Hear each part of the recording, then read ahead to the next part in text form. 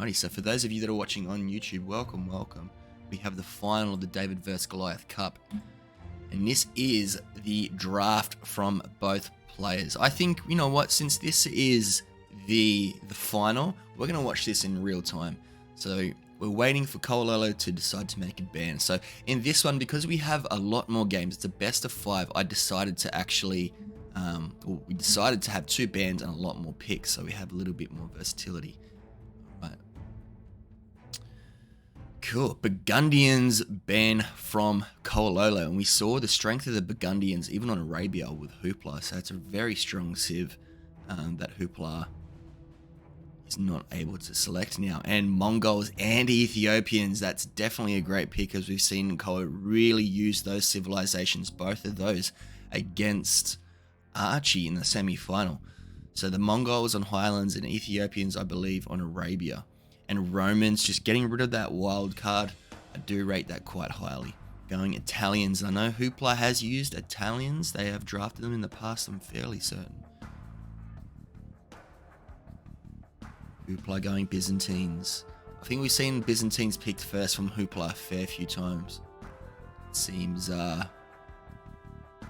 pretty consistent.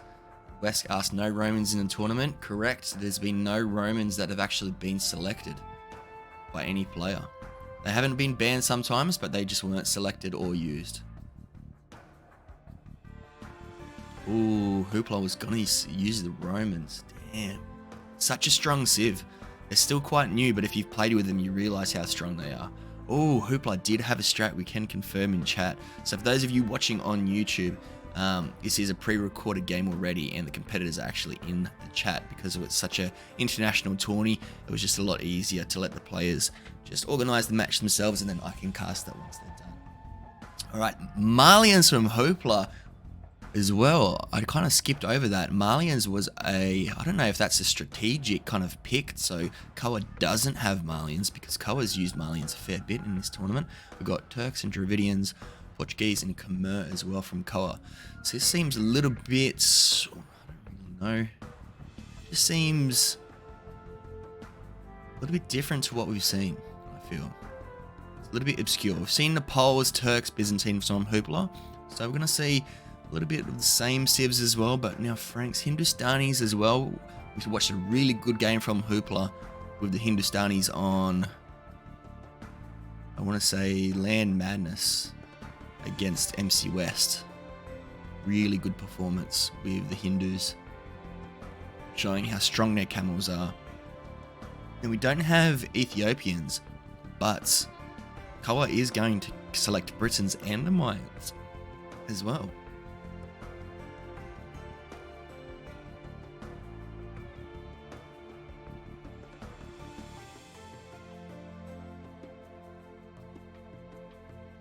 Haha, Hooplah can confirm that there was a bit of revenge picks there because of the Italians being taken off the board very first.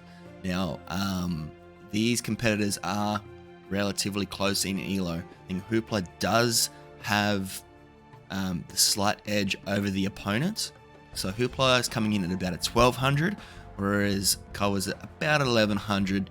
On a plus minus, I think a little bit more. Maybe we'll be discounting them just a little bit, but that's just a rough ELO guide. Vietnamese and Lithuanians. I love the versatility of Hooplah here. Although Tatars, Khmer, Portuguese. Yeah, see, definitely. Oh, Incas. Being buffed recently too. I do like that choice. I wonder if Koa does have a strat, or they just kind of saw them there and was like, well, why not? Hooplah now with the final pick of the draft.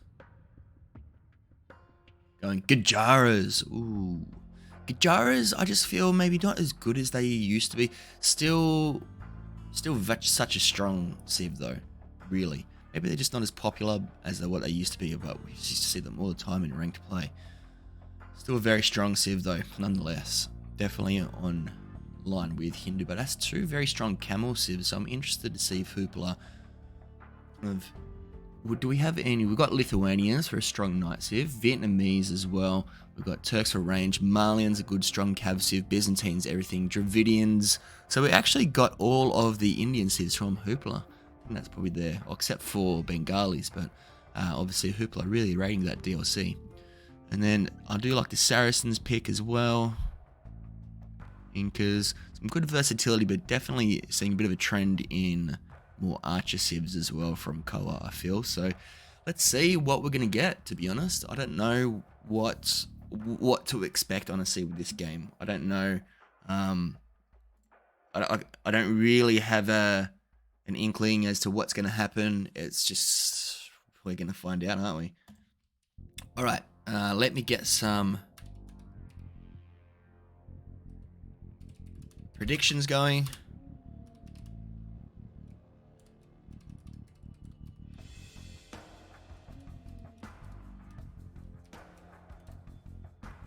Oh, best of percent sign. Best of 5.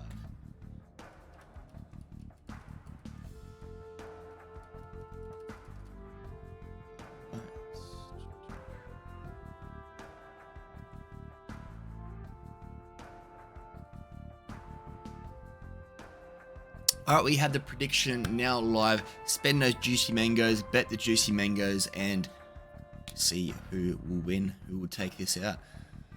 Alrighty. Alright, I'm going to crack into it, everyone. Good luck to both competitors. I hope that they both had a lot of fun in this tournament regardless. And remember, the winner is going to get...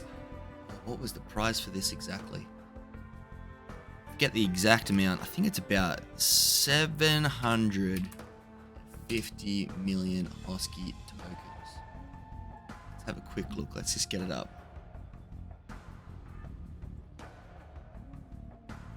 Sorry, 600,000. Sorry, not 600,000. So, wait, 600 million Hosky tokens. There we go. 600 million Hosky tokens.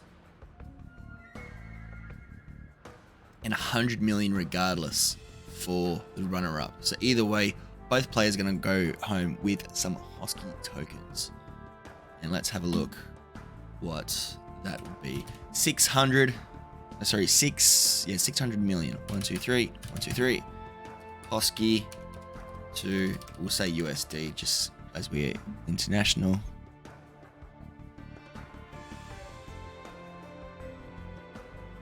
Okay.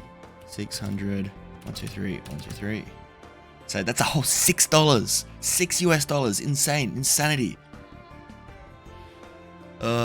If we go max though, what would it be? Because it's low at the moment. But regardless, when this blows up, I might have a whole $50 one day.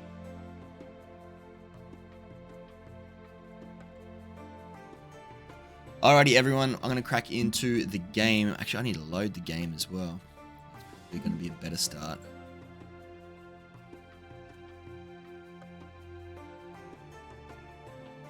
It's insane money, says West. It is. Did you have a sponsor? I did not have a sponsor, West. I have Hosky tokens myself, just as like a personal crypto. I want to say investment, but I feel like Hosky just... I can't seriously call it an investment, so... But no, I just have Hosky tokens, so I was like, oh, well, let's just play for fun. So you get something. So there's something involved. So it feels like there's something at stake, right? Okie dokie, let me smoky. Load up, let's fire up the game. So hold on 1 second. I need to change something. Alright, you are going to be dark just for 1 second because I don't want anyone to see or get an inkling of what's going to happen behind the scenes. So bear with me. Alright, we are dark for 1 second just while I get the games loaded and ready.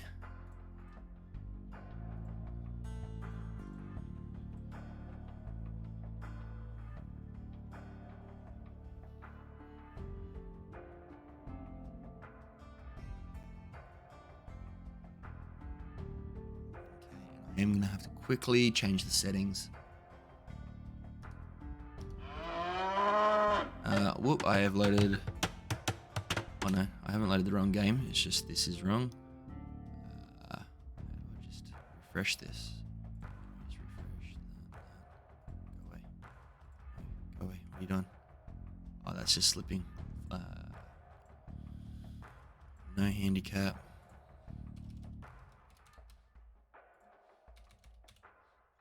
Can we just...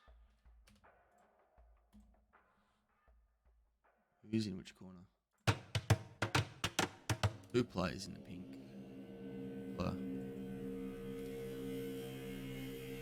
That's about 1200 thereabouts. Koa at about 1150. We'll just call it that. Beautiful. All right, and we're at best of 5 though, and we can. How do I? Can I get rid of this? There we go. All right, looks good. We're on. We are good to go. First game, the final of David vs Goliath. We have Hooplah in the pink corner and KoaLollo in the blue corner. And our first map of the tournament is going to be Arabia.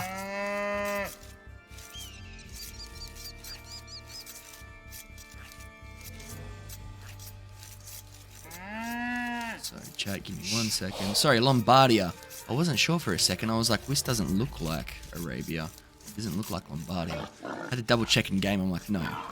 So it is very, very similar though, I feel. So the main difference really with Lombardia is going to be the TC positioning. They're going to be quite further back compared to each other. Compared to Arabia rather. And also the walling tree lines too is a dead giveaway. But yes, this is a crazy open map. I didn't double check the map on game 1 before I loaded it, and I was like, wait, Lombardia or Arabia? So it's Lombardia, but it's very Arabia-like in terms of the openness, and especially for Hooplah, this is the most open I've ever seen. At least KoaLollo, we can see that can get some easy walls happening here. Remember, this isn't even a custom map either, so this is a standard map. So Hooplah is going to have to play a little bit more open, and with the poles, I feel like it is possible. Good cavalry civ. Got 2 piles of stone quite close to each other as well. Taking the boar. There we go. Excellent. Alrighty. So poles versus Tatars. This is going to be an interesting matchup, especially on Lombardia. There's a decent amount of heals, and Tatars just kind of known for being so strong, getting that extra heal bonus. So normally in Age of Empires, if you're on a higher elevation than your opponent, if you're on top of this hill and your opponent's down here, you get extra bonus damage. Tatars get extra bonus on that bonus damage. So you can imagine how strong that they're going to be.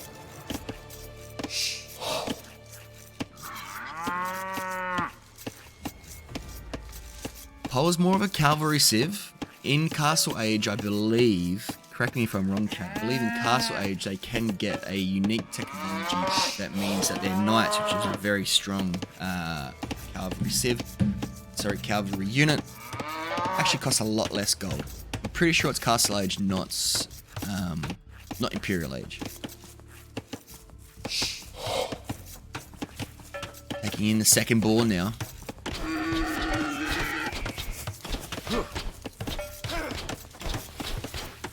There we go, right under the TC.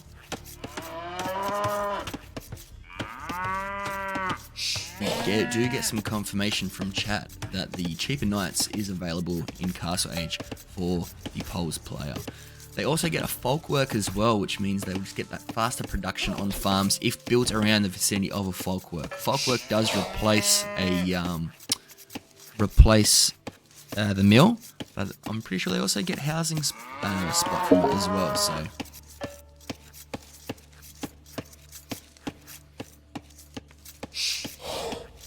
we're 18 vils each. Idle TC time super low for both players. And Paddling, it is not live. Both of these players played probably just 6 hours ago, so the game's still fresh off AoE2.net. And we have Koa clicking up to feudal age just a little bit quicker, and let's hope that Hooplah has not forgotten to click up. We have Loom being researched now, so feels like unless Koa has clicked up without Loom, so opting for the faster uptime and deciding not to get Loom. You see Loom just giving the villagers a bit more hit points. So Koa's going to be quite aggressive here, and Hooplah's trying to push in some deer, and it's just not really going the way as planned. And that's the folk work that we're talking about. So any farms built in this vicinity are going to have a quicker gather rate.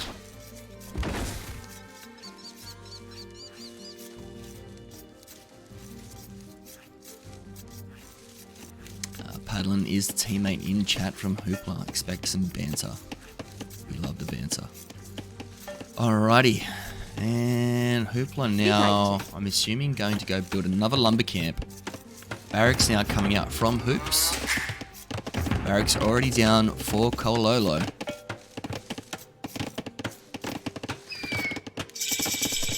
KoaLollo is up. Do we see Loom teched into first, or are we just going to see straight Vills? It looks like it's Vills. I don't know if this is... Well, we're going to find out if there is a raid, whether or not Koa has just forgotten about Loom, or this is intentional, trying to be super aggressive. But the only thing is, we're not seeing any military build. Hold the phone. No, this is definitely going to be intentional, right? Hooplah now scout under the TC. Looks like it's going to go down. Yeah. Hooplah loses a scout. Don't see any military buildings from Hoops just yet. Hold on, Loom? Thought we already saw Loom. Well, regardless, Loom is teched into. Man, I don't know if Hooplah's seen this. Let's double check to see if Hooplah's actually seen this. Not at the moment. We get the first scout out. And there's Hooplah's stable. And I wonder if there's going to be denied. Not with 3 villages though. This feels pretty clean. KoaLollo straight into the rush. Such an open map. I don't know if Koa actually expected it to be so open.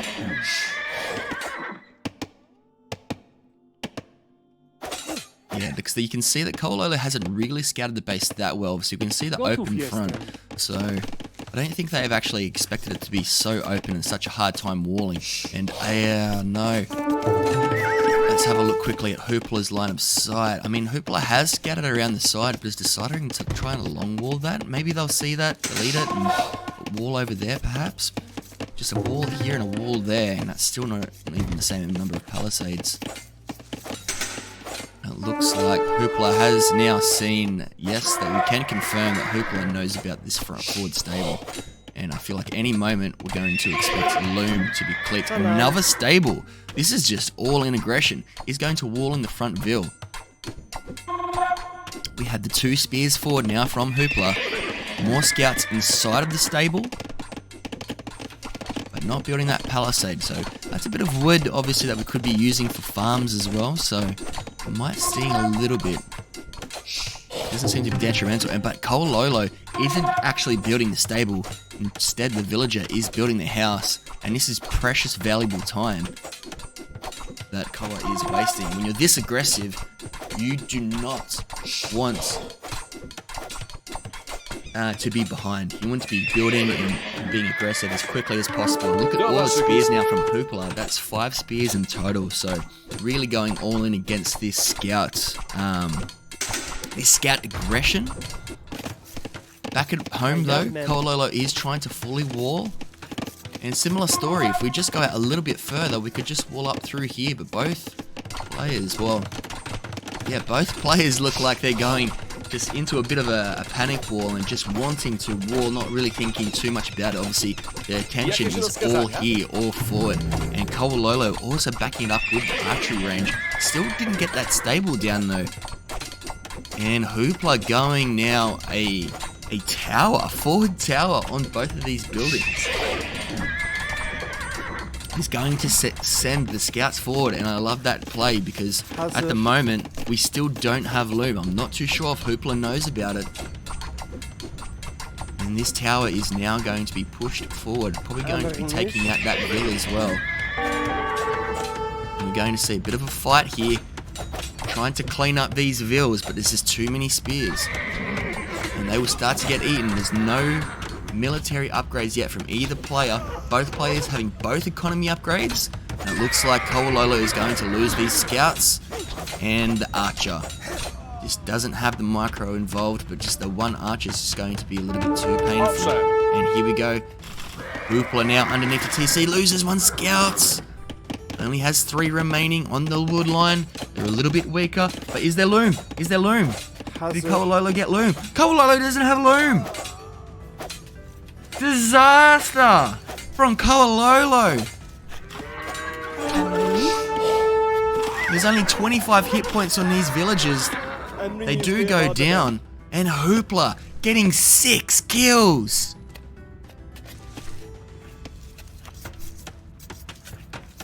And we're just having a quest from chat. We'll make one of the players red, no doubt. I think it's here, right? Yep. Just for those of you that struggle to see the different colors. And so now we're updating the colors. So the red player, which was pink, is Hooplah. Okay. Just so we can see for those of us that struggle to differentiate between the colors. Alrighty, excellent. Alright, so the red player, Hooplah, has gotten 6 Vil kills and also cleaned up all of those scouts forward. So the KD is definitely in Hooplah's favor. So forward now and still continuing the production of scouts. I'm not too sure about this really. So many spears. There's a tower here as well. So what a move as well with the tower. You're gonna see the double stable with the archery range. There are spears that are coming out. And there's a little bit more peace at home. And I really feel like that was really important for Hooplah to be able to get those picks, to be able to put Koa just back a little bit more in the game. And the Vils are 36 apiece, even though the idle TC time from Hooplah is now 2 minutes. The Vils are even because of those raids, those super effective raids. We do see now some scouts coming in. I think we're going to see some picks. Barry got you. Thank you so much for the follow, my friend. Welcome to the stream. We are in the final of the David vs Goliath Cup, and things are heating up. Walling in the wood line. You love to see it. Remember, Tatars still get that hill bonus, so you don't want to take these scouts even if they're on top of the hill with the spears. You want to avoid that as much as you can. And let's just have a look at the front. Koa with their own spears as well. Have skirmishes, and this is just a heavy feudal age. And it looks like Hooplah has been able to wall in quite effectively. It does take out those scouts as well. And unfortunately, from that, Koa wasn't even able to get a Vil. And that would be tough for Koa, sending in so many scouts that cost so much food, and it's going to delay your uptime to castle age, whereas Hooplah has now clicked up and is going to have the lead. Has the score lead still, even though they've clicked up to castle age. But you can see KoaLollo now is starting to buy food and sell some stone. They probably get the inkling, man, I need to click up. But we don't see the click up. Instead, oh no, we do see the click up. My mistake. It wasn't on there before. Now it is. We see two stables from Hooplah and an archery range. And 1 spear just coming in to pester. Trying to get him off the building that stable. Let's have another look through here. Yeah, man, that tower still just kind of chipping away at it. And I do love the play from Koa. I'm not too sure. Maybe they saw the score drop. And they're like, okay, I think my opponent has clicked up and I need to click up. Otherwise, I am toast. So really smart play from Koa, knowing to, okay, my all-in aggression hasn't quite worked. I just need to take it easy.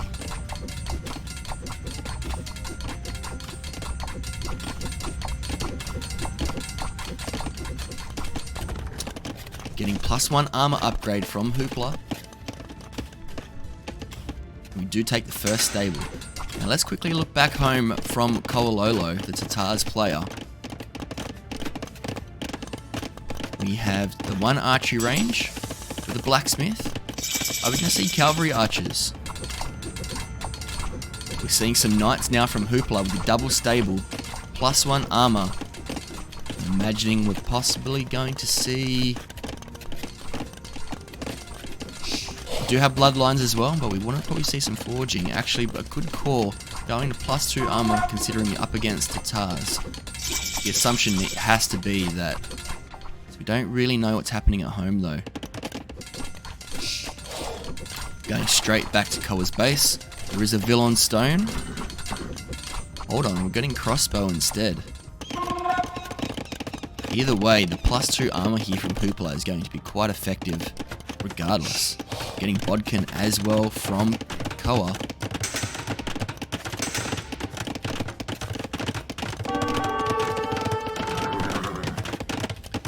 Heavy player being teched into from Hooplah as well, so focusing a bit on economy. And these knights just going to be chilling. They want to be breaking in. 2 TC now from KoaLollo. We have seen throughout this tournament that sometimes going 2 TCs, more TCs isn't always the best option. If Hooplah is able to capitalize with some aggression here, I really think they can make KoaLollo really pay for trying to go into only 1 archery range at home and 2 TCs. I really feel like Hooplah just needs to put on the aggression, get some more knights down here. Don't think there's a hole either. There is not. Trying to put the pressure on, trying to get in for the gold. The Palisades going in, and the Monastery being slapped down from KoaLollo, which is definitely the right selection. Hold on a minute. Offset. The crossbow are at the front of the base, so these knights might need to actually return home here. We do have a little bit of stone being mined, but it's being long distance as well by the look of it. Hooplah now taking it off, taking the Vils off, buying some stone for a town centre to get more stone. But needs to watch out for these crossbow. Good thing is, the walling has been quite effective from Hooplah. The knights do return, so Hooplah wants to come and clean this up before progressing or trying to put the pressure on. But this does give the opponent a bit of time now to boom ahead of that second TC. Both players going to be even. So Hooplah wanting to deal with this aggression first. I'd imagine they're going to come back, try and wipe this off the front of their base. So then therefore we can just focus on being more forward.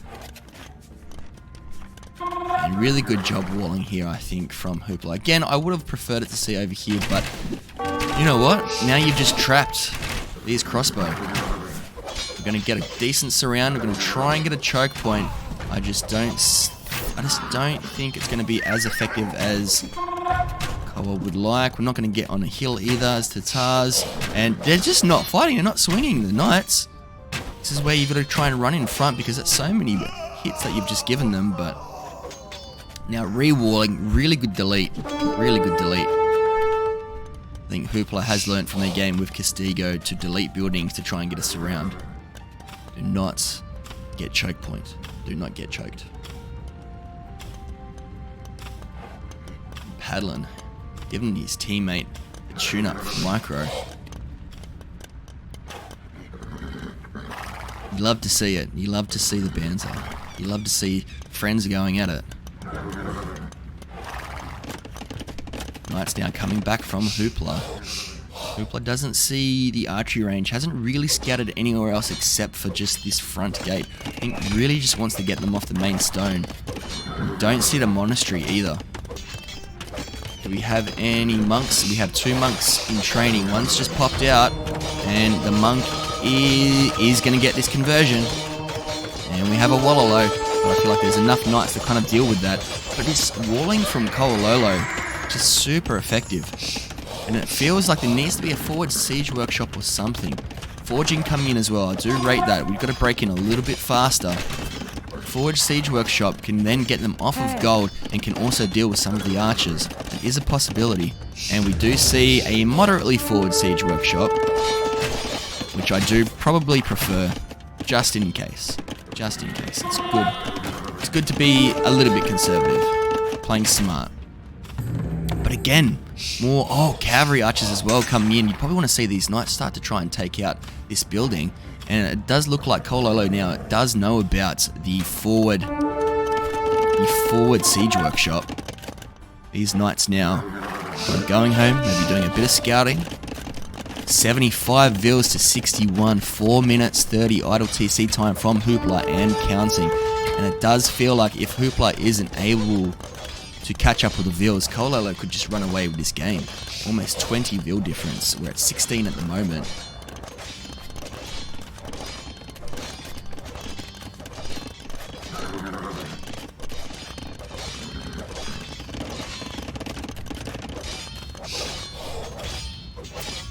Smart move, bringing Knights back, take out the archery range.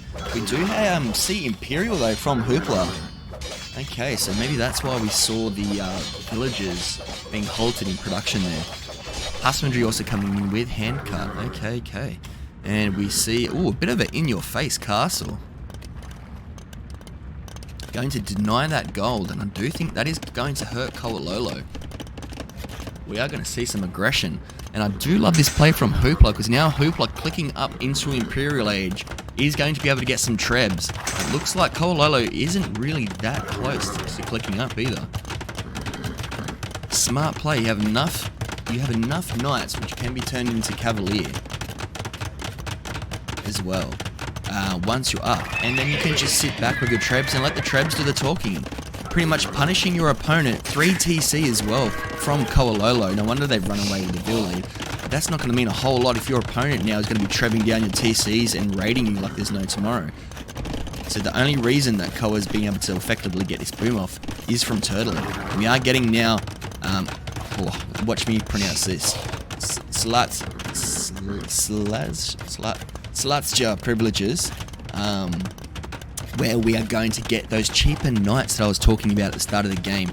We're also getting iron casting as well, so they're going to be some very strong knights soon, probably cavalier as well, and super cheap.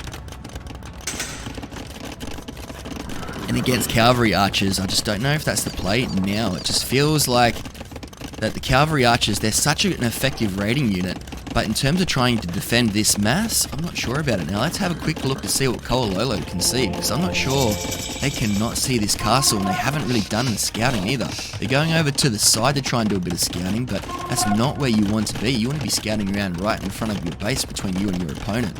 Great castle from Hooplah, just far enough away not to be spotted. Cavalier now being teched into. Imperial is being researched as well from KoaLollo. We have 2.5 in-game minutes though, so we really need to see some trebs being created now from Hooplah. We have the monk. We have 1, 2, 3 monks though, and we cannot lose our army. It is the big cannot lose. Do Poles get bombarded? It's a great question. I don't believe so off the top of my head.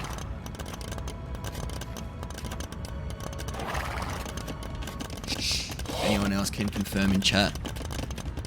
About last armor, we don't have amazing options for CA. It is true. And that treb now just ranging the town centre. The second treb is also coming out. And now KoaLollo can see the castle. They do have eyes on. They have spotted. Cavalier has been teched into. Light Cav is also on the way. Oh, they do get bombarded. Have confirmation in chat. That's always another option as well from Poles. And the cavalry archers just can't range it, these trebs, but even then, now this is going to be an interesting fight though. We're going to get 1, 2, 3 conversions and a bit of a choke point here. And these Cav just don't look like they're getting the work done of what they could be. There's just too much of a bottleneck. They can't get the surround, but do they have enough armor? Light Cav coming in. We still have 13 cavalry being trained as well. We have a ram coming in. To be honest, that wasn't a terrible fight for Hooplah. Not a great fight, not a terrible fight, still most definitely in it, and with those cheap light cav though, I suppose, that's not as painful as what it could be, now that they're so cheap to replace. Do see Bracer coming in, so these are going to be quite strong cavalry archers. Still not heavy CA though. We haven't seen this CA in their final form just yet. The conversions though must be annoying for Hooplah. We see the Scorpion, the cavalry archers, greatest enemy.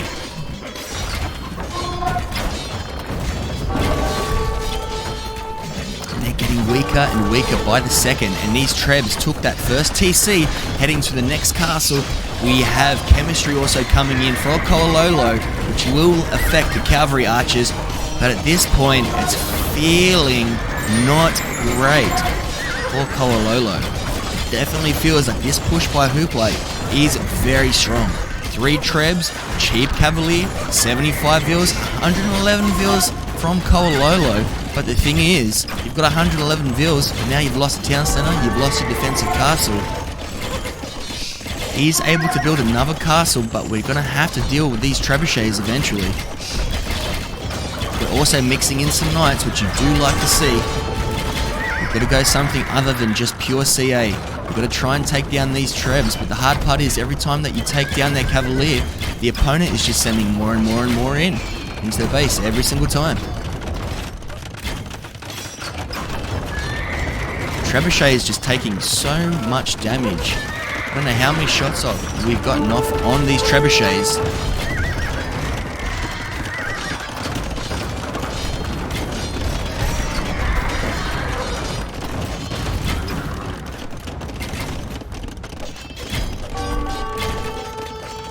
So we did get 1 pick here. The Cavalier is going to... Oh, looks like we're going to get 2 Trebs. So it will buy KoaLollo some time. But now with all of these idle vills and with the raids, it's going to be very constant. Look at that. We also see conscription being researched by Hooplah, so all of the military can be produced a lot faster now. And that feels like Hooplah is going for the jugular. Stop the vill production. It's going all in Cavalier. And GG is called from KoaLollo. Hooplah taking out game 1 in a very, very strong performance there. Well done, Hooplah taking out game 1. Congratulations. That was a very entertaining game. The forward aggression from KoaLollo there, not really getting as much, I suppose, damage done as what he probably liked or what he thought. And unfortunately, put him on the back foot ever so slightly. Was able to re-boom, but the only issue there was that the opponent was just waiting on the doorstep. So I wouldn't say an overboom as such, but definitely delayed the Imperial Age, and also going Cavalry Archer against your opponent's Cavalier. Cavalry Archer, such a great raiding unit, but the problem was we weren't really in a raiding position. So well done from Hooplah, very good performance there by him. Takes out the first game. Remember, the first map is a neutral map as well, so neither player directly picked this, they both indirectly picked it, so more of a mutual map where, okay, both players don't mind playing this one. However, now game 2 is going to be the loser's pick, so KoaLollo is going to pick the map next. Chat, what do we think that have watched the tournament so far? What do we think KoaLollo is going to pick? Let me know. I'm going to get up the game beforehand. I'm going to get casting on. There we go. Excellent. Alrighty. I've just received an invitation from someone random to play a game in Age of Empires. No. We have Arabia by Barry. Adeline is the first series. We reckon Nomad from West. Let's have a look. One of you is actually right.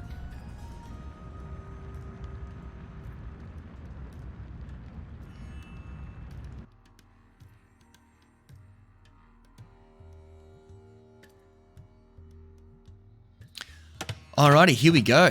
So let me just change Hooplah back to red, just for those, so both, let me find my words. Just so the viewers can easily separate the two players. Hooplah in the red corner, KoaLollo in the blue. So we have Malians versus Portuguese. Interesting. And it actually is Arabia selected by KoaLollo for game 2. MC West's favourite. Fish pond for a bit of a fish boom though. For Hooplah. Alrighty. Malians on Arabia. And this is Koa's Civ, and Portuguese in Arabia as well. I feel like the Arabia meta has just changed unless both players are just trying to think outside the box, because I don't feel like this is a very standard Arabia pick. Although I've seen Portuguese picked more and more ever since they've started to get that berry bonus. So as they gather berries, they also get some wood as well.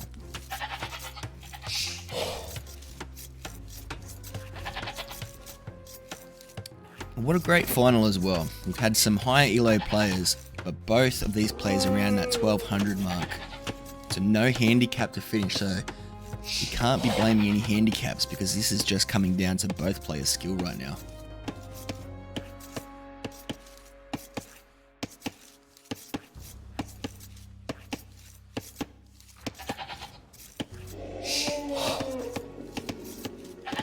And there's peace in the land, peace and quiet after the chaos that we witnessed. Both players can have a bit of a breather.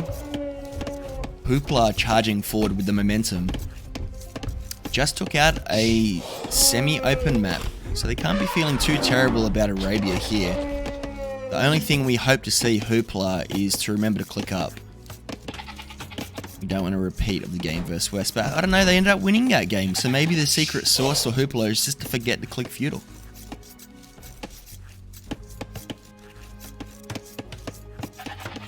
$12 vils each, 0 idle TC time from both players.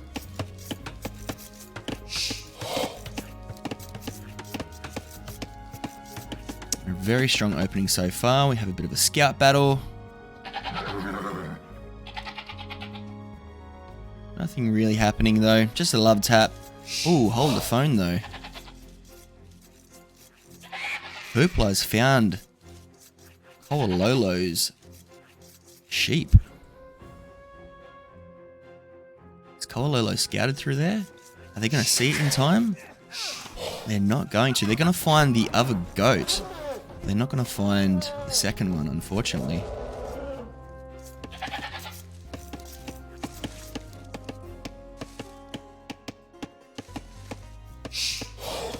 $16 vils apiece. Just a touch of idle TC time now from Koa. And it looks like Koa is going to try and find a goat. It's like, where is my goat? What have you done with my goat? And Hooplah able to actually retrieve the goat all the way to their base. So they're going to get a little bit of a boost in food, an extra 100 food there. The goat's now coming in. We've got the deer over in the back as well that could be pushed. I don't think either players just yet have... Well, looks like Koa has pushed one deer. We have both elephants now being gathered. 18 vils each. And very, very close at the moment. We see Loom being teched into by Hooplah. So it looks like we're going to see Castle Age at any moment. I think Hooplah just has the lead. We might get a slightly earlier click up here from Hoops. And KoaLollo still hasn't found the enemy just yet. Whereas Hooplah knows exactly his opponent's position. So it feels like Hooplah is off to the stronger start. And MC West asks chat, is that the first lane of the tourney? And I think it is. It's the first lane that we've seen so far. Feudal Age still pretty much at the same time. Hooplah just a little bit quicker.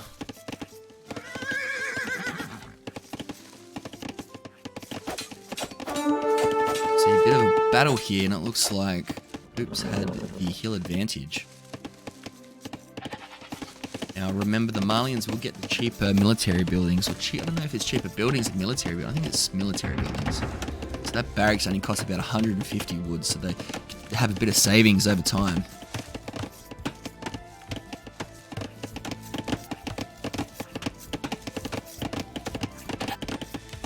Let's quickly check the base of each player. Both up at the same time, but KoaLollo is on gold on the way up, so we're going to see some archers from Koa. We know that they are quite effective in terms of an early archer rush. We've seen it. I'm going to see a bit of a wall here, and I like that from Hooplah. This is a great wall. I do rate that quite highly. And if we can try and wall even through here, just to be able to close that flank. That's fantastic work, but we're not sure if... No, it hasn't completely scouted. We do see the stable now, and we do see the archery range as well from Koa. So it's going to be interesting to see how both players deal with this. We have a spear coming out as well. We have, oh, it was a blacksmith. Oh, just being replaced. Okay, so we do see the blacksmith as well. Eco upgrades coming in for Hooplah, but just double bit so far from Koa. It's a bit of a scout fight, tit for tat. Playing silly buggers, and oh, under the TC. Okay, I think they have found exactly where the opponent is now.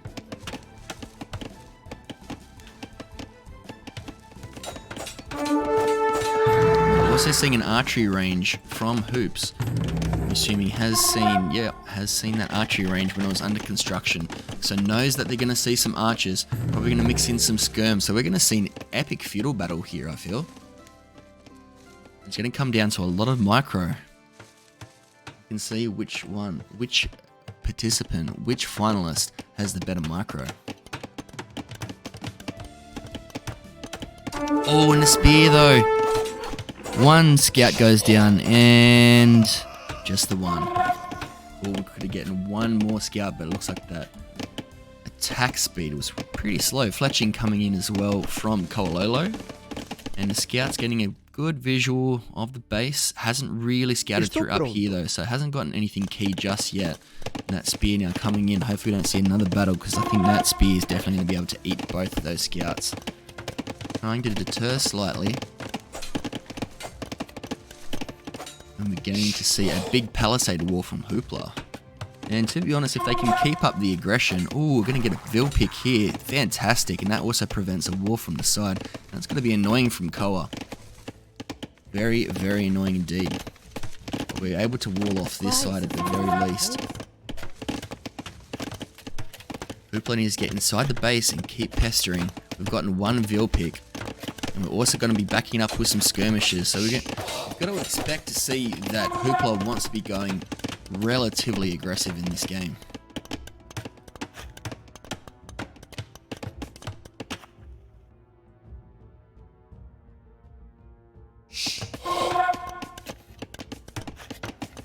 And the spears guarding the wall. This Vil will not get picked off. That we know. He's going to try and run past it, but little does Hooplah know there's another spear. Can they get past? Nope, they're just going to go the long way. I do rate that choice. Now we're inside the base. We still have a bit of an opening. Skirmishers still at home in the archery range though. It would be helpful to have at the front to help try and deal with the spearmen. Ooh, and the spear just doesn't get the attack. I think Hooplah has said, I've seen enough. I have a good indication of what your base looks like. Oh, no, I'm going to return. I'm going to debate you. I'm coming. And hold on, the spear's now out of position. Do we have Loom this time? We do. We have Loom from Koa and straight onto the gold, and they're trapped. We see one Vil go down. We're probably going to see another. No, just not. Archers also coming out from Koa. Ooh, 3 scouts do go down for 2 eco kills. But we would have seen maybe a bit more. That's unfortunate. That is very unfortunate. 4 hit points on both of those Vils. But we do have the skirmishers at home at least now. So when these archers do come forward, we're going to have some defense at home. The only thing now, Koa hasn't seen the walls. Might want to get rid of that Vil though. We're getting the padded archer armor, so these are going to be pretty tanky skirmishers. And they also, the archers will also have fletching, so it's going to be quite a good battle between the two. I feel like these skirmishers are going to win the fight. 5 skirmishers versus 9 archers, depending on the type of engagement that we get, the micro.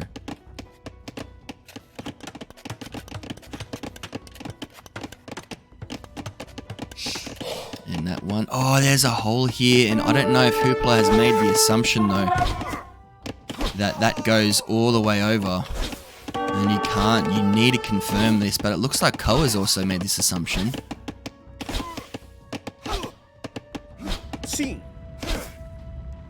Both players not scouting to the edge of the map. And that has bought Hooplah just enough time to reposition these skirm. You probably want to let them break in, let them come into the base, so then they're not on the hill. Get as much damage as you can. Fletching also now in from Hooplah, so these skirm are definitely going to be able to shred some archers. There we go, the archers are now in on the base. We're not seeing any more skirmishes being produced, just villas from Hooplah. I think both players thinking about castle. Koa has actually clicked up to castle. And Koa straight away saying, no, I'm not going to take that engagement. I need to push back. I do think that's a good choice. Hooplah has also clicked up, and that is a pretty good uptime, all things considering, I feel, from Hooplah, especially having to go a lot more food units. So, good uptime from both players. Horse collar now being teched into by KoaLollo.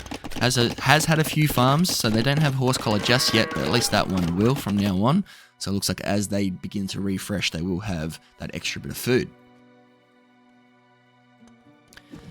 Pushing them back ever so further, back into the base, back where you came from, gets another archer. Bloodlines being researched now by Hooplah, keeps pushing him back, all the way back. But there is a fair few archers inside that range, but tell you what, +1/+1 skirmishes, that's not going to be an easy fight by any means. I don't think you want to take that, even if you have a lot of numbers. Oh, do we notice in time? The thing is, it's just, I don't think... You just lose so much to try and take on... Ooh, the micro there from Koa. But again, I just think there's so many skirmishes and they're so tanky at the moment that it wasn't really worth taking that engagement just yet. Do we see any other military buildings from Hooplah? We do see a stable. So prepare perhaps to see a knight or two come out just to try and clean up the skirmishes. We're getting +1 scale barding armor from Hooplah. Bodkin coming in and crossbow. We're going to see elite skirm as well. Knights already on the way for Hooplah. No knights though from Koa just yet. Trying to get the heal bonus there. I think that is good play, and crossbow coming in the nick of time with the heal bonus is going to clean that up quite effectively. Second TC being put down from Koa as well. Removing some farmers to go into wood. Hooplah has 700 wood. Are we going to see a second TC? We're seeing a lot of farms, only 6 choppers now. I don't think we're going to get that second town centre. So now Hooplah's got to be quite aggressive here. How many stables do we have? We have 2 stables. Okay. Still have this hole open on the side. Heavy player being researched by Hooplah, investing so many farms. But unfortunately, I think we'll just get this farm. So heavy player research just in time for these 2 farms at least. Could have had all 3, but that's okay. Minor detail. And that farm as well. So heavy player definitely coming in at a good time. Fair few gold miners, and now these knights are going to be pushed forward, and the mass of crossbow over here as well. A monastery being researched now by KoaLollo, having the intuition that we're going to see some knights. Now I feel like that is going to hurt Hooplah, and almost a very similar game so far to what we saw last time, really. A bit of a turtle here from Koa. Goes with the monastery at home to try and deal with the knights that are knocking on the doorstep. But these knights also already +2 armor, the exact same as what we saw for Lombardia. I just don't feel like there's enough numbers here, and the micro here from KoaLollo is superb. That was a really good fight for KoaLollo, all things considering. However, these knights have broken in, spending too much time microing at the top. But there's that one monk, and that Vil coming over to try and wall isn't going to get there in time, and I think you've got to lose that knight because you want to break in. Are they going to break in time? Yes, they do. Like, so close. And this is going to cause an absolute headache. That was absolutely huge. Hooplah being able to break in, takes the wood line, forcing KoaLollo to retreat. We did get the conversion, but now your economy is in shambles. So you've really got to be able to clean this up. Hooplah back home, we can see on the minimap, has the second TC. We've got 5 vills being killed now from Hooplah. Does still have the Eco KD lead, or I mean even just regular KD lead. But because we've got 3 town centres at home, we do have a safe wood line in the north, and it looks like that's where all of the units have gone. Sorry, all of the villages, but so many idle villages. This is the hard part. We do have the +2 armor upgrade, so at least these knights can take some TC fire up in the north, and they're going to be still taking a fair amount of villages. They just don't really have the attack though, do they? Be able to do a lot of damage, maybe as much damage as what Hooplah would want. And I think KoaLollo is going to clean this up. And Hooplah pulling the knights back. Now with the siege workshop. And I think the good thing about that raid, even though it has been pushed back, Hooplah has got their opponent against the ropes. The idle eco time, the idle TC time has skyrocketed. But the biggest thing is now the mismanaged eco. Having to send the villagers back out, the correct numbers onto wood, onto farms, onto gold. It's never executed well. Ooh, very rarely executed well, rather. It's very hard to put the villagers back on, but we have a fair few monks coming out and just feeding a knight. I don't know if we're scouting with it or if it's just a rally point. We're seeing the siege workshop in, which I really like from Hooplah. It is a mango as well, so we can start to pick off some wood lines, but the biggest thing is now trying to take out those archers. Looks like KoaLollo does have eyes on this forward siege workshop. And I like the aggression, sending out a monk. Hey, I'm going to come and get a conversion. And Hooplah going straight to the wood line, and why not?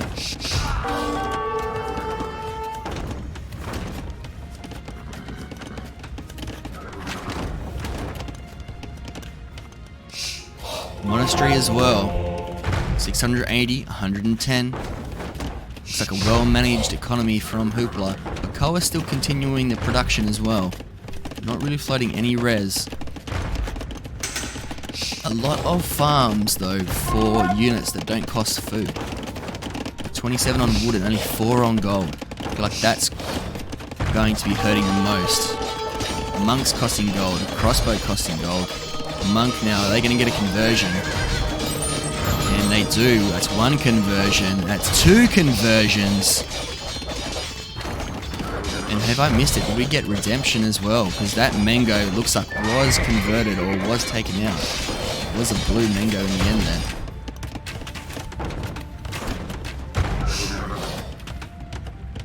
And we do have redemption here. Yes. Oh, looks like we had a pause, bit of lag, and we're good to go. We're back on.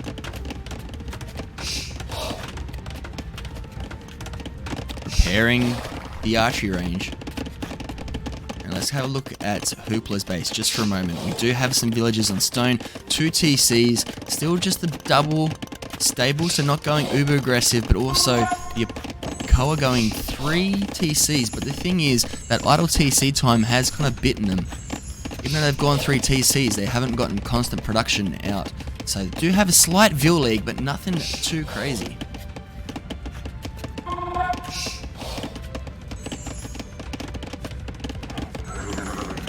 We have 2 monks coming out as well, being able to heal these knights.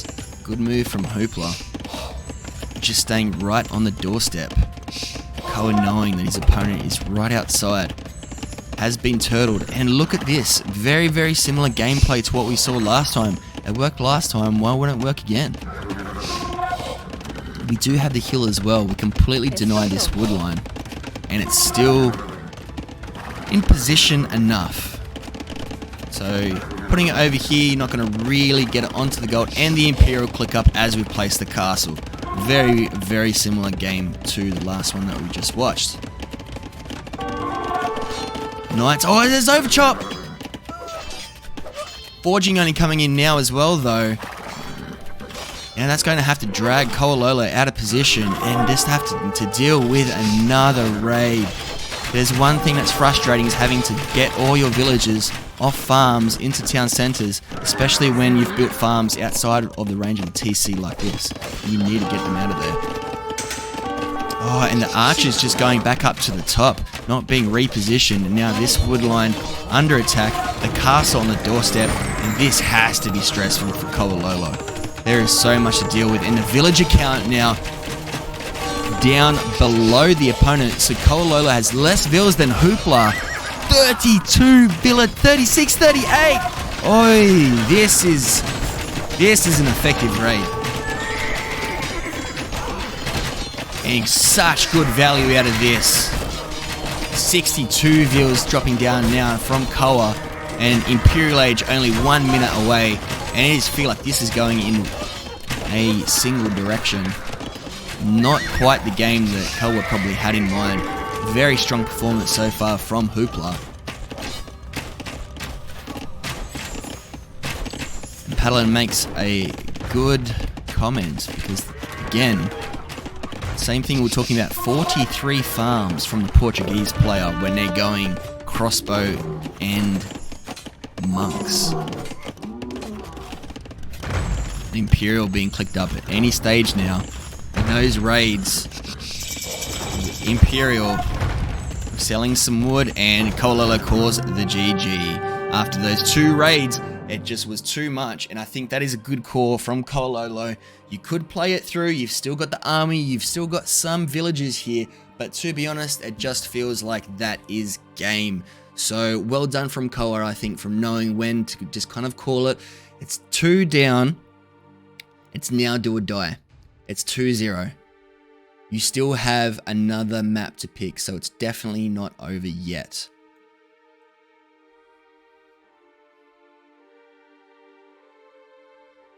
Ooh. Arabia bot confirmed. Hooplah strong on the closed maps, strong on the open maps. What isn't he good at so far in this tournament? The past few tournaments, Hooplah has just shown he's a very strong player. He's come a long way, I believe, from the Mediocre Cup as well. Just strong performances in Sun Tzu and also David vs Goliath. And KoaLollo going undefeated thus far in the tournament to now losing the first 2 games of the final. Very strong opening from Hooplah, but they've also been 2 very similar maps, so I was quite surprised with the Arabia pick, but I suppose from Koa's research that was the inkling that they got. Okay, this Hooplah is more of a closed map player, but Hooplah now showing from the, I feel, even the semi-final of David vs Goliath, and also now this final, Hooplah can still play open maps. You definitely can't just assume that they're a closed map booming or aggressive player. I think either way, Hooplah has a plan that they're going to be able to try and figure out to try and punish you in any way that they can. Can play aggressive, but can sit back and play aggressive when needed in closed maps. So great start to the games, and I think Koa though needs to pick a map maybe a little bit obscure, maybe a bit of a hybrid map, Team Islands or Nomad. I feel like that might be the play. I'm not too sure. Chat, what do you think? What are you expecting to see in Game 3? What map do you think we're going to see Koa select next?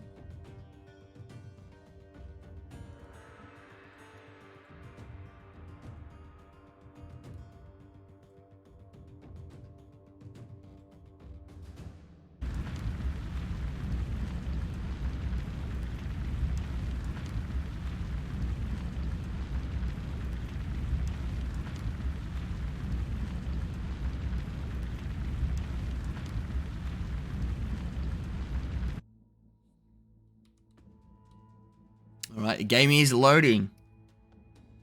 Anything left in the map pool? Paddlin, look, you're not wrong.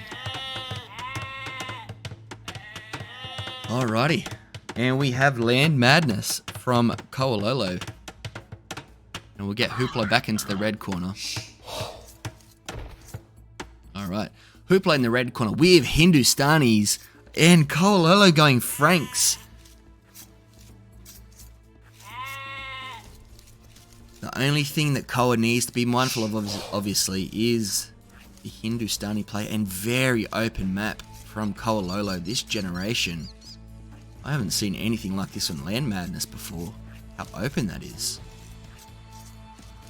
So remember, for those of you that are unfamiliar with Land Madness, here's the quick recap. You can't build on the little stony parts just through here, so it makes walling on this map almost impossible. You can kind of small wall in on the wood line, but you can't completely wall yourself in and turtle. It's very difficult to do so on this map, or if anything, almost impossible.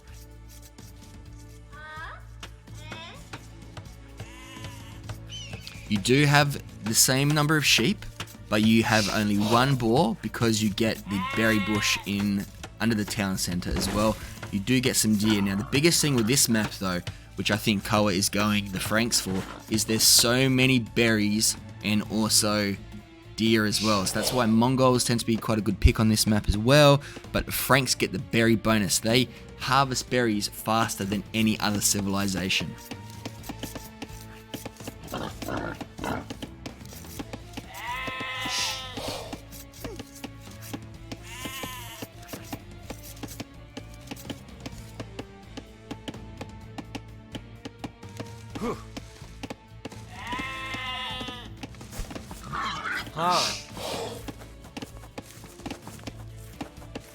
And a nice relaxed start. I can save my voice. I don't have to get too excited. Save the excitement. That still stresses me out. No one's killed the boar at town centre yet. I just don't know how you will do it.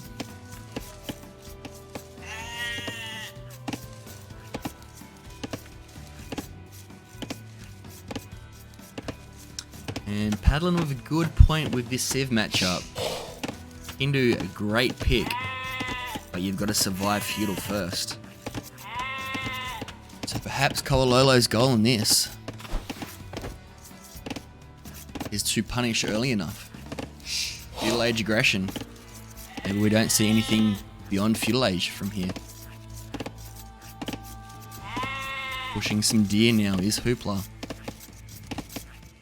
And to be honest, both players are relatively open. You've got this little patch of wood over here, but I mean, look at the space. Look at the space. KoaLollo probably slightly more open, but still it feels a little bit more open than what you'd normally see with Land Madness. Probably see another 2 patches of wood lines over here, but they've just all spawned over here. So look, that could be a good spot to be able to get a lot of wood though. Put a town centre somewhere, put a lumber camp, and then end up putting a town centre. You've got wood for days. So, perspective. Both players now pushing deer. We do have KoaLollo or Research Loom, but now unclicked it for a villager instead. Maybe there was a little bit of idle TC time. There was, but hold on, no, from Hooplah. 35 seconds, 8 seconds. So Hooplah has a little bit more idle TC time. You can see that with a slight Vil lead. Now Loomy's being researched by KoaLollo at 19 pop. So we're going to probably see some scouts out quite early. And remember, Franks also gets, they don't get bloodlines, but that's because they kind of get it for free essentially. So from feudal age, they've already got more HP. Is it feudal or dark? Yeah, so from feudal age, they'll have more HP for their cavalry than other civilizations. And we're still going to see a bit of a long wall here from Hooplah. And the good thing is about walling, I suppose, even if it's on the flank, then you only need to worry about one direction. But the hard part with this, there's always going to be a hole here. So I mean, you could probably go up to about this point here, or go up to the stone and cut in, just so then you know that you're not going to see cheeky raids through the side. You can also then kind of, you know, try and box in your opponent, try and trap your opponent, if you will.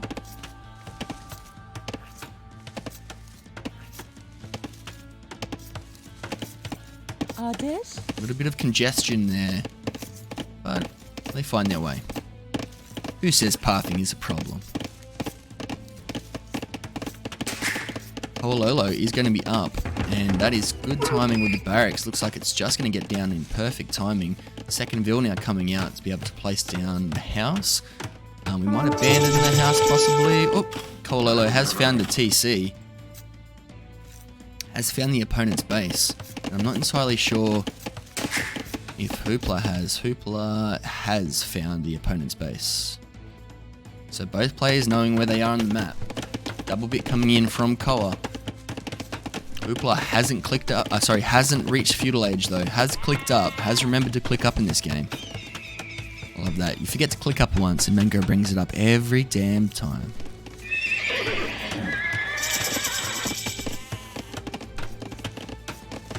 And Hooplah is up.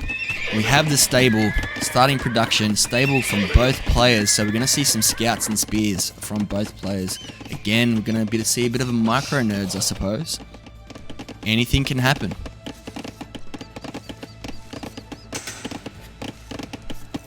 On to the other wood line.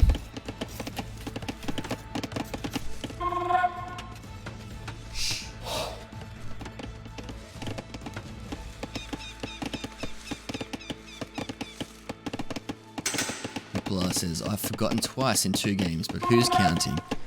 That's right, there was a second one, wasn't there? It's become the theme. The scouts now coming out from KoaLollo. And KoaLollo back in their base, also doing a bit of walling, but a little bit more in the front of the base. I suppose trying to block the enemy off at the the closest point, rather.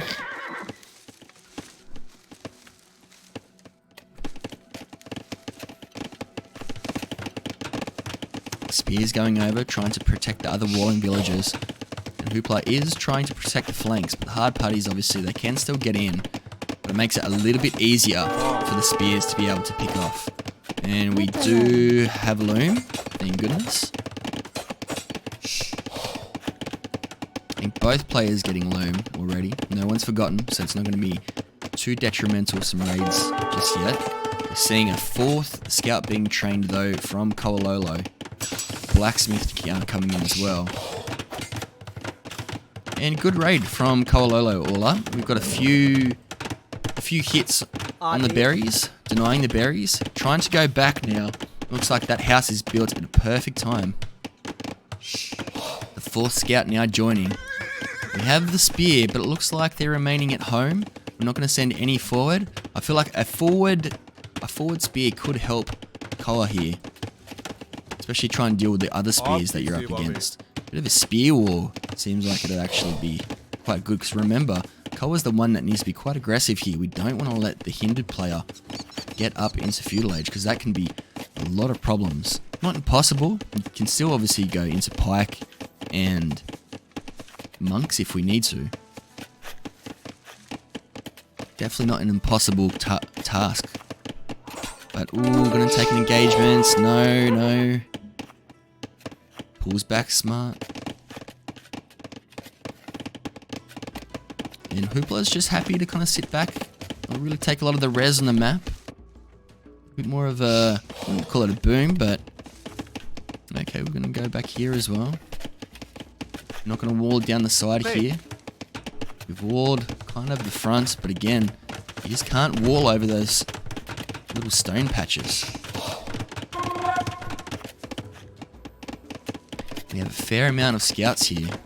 Remember, they are going to be a little bit more beefy than other scouts, but I think I still prefer Hooplah's position right now in the present moment. Seems very comfortable. Has created good space for themselves just to be able to sit back and try and get to castle age. Spears coming over, starting to get a few hits on the scouts. And we'll have to try and micro this. Getting more hits does take out that scout. I think that's 2 scouts now that we've seen go down. And hold the phone. Are we going to get a pick here? And Koa doing a good job at just being annoying, really. So now these vills are being idle, having to go try and deal with the pressure. Hooplah's idle eco time and TC time higher than the opponent. Koa now just lost 1, 2, 3 scouts. Still have that next one coming through. Still producing more. So we're definitely going to see a later uptime from Koa. The spears coming through. 1, 2, 3, 4 scouts. Looks like that will be cleaned up though. And it feels like they're just feeding the opponent 1 too many scouts. If you're able just to be a little bit more conservative. Because there is a hole in that wood line as well. Looks like Koa has spotted that. Oh, no. It's just getting a bit of scouting. We've lost a fair few scouts now. The KD 4-9 in Hooplah's way. Eco KD. We did get one villager kill. Or was it deleted? I don't know.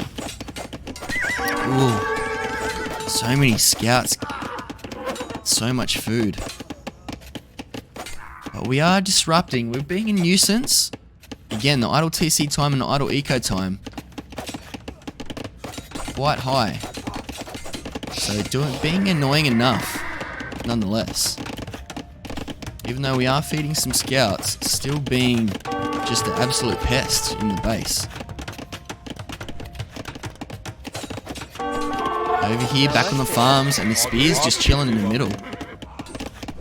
The villas do take out that one.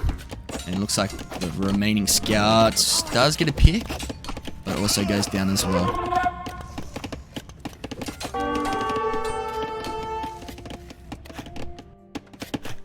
Yeah, let's check in back at Koa's base. Nothing really too crazy happening at the moment. And I know this sounds greedy, but imagine if we moved that to about here, and we could maul all the way over to the side.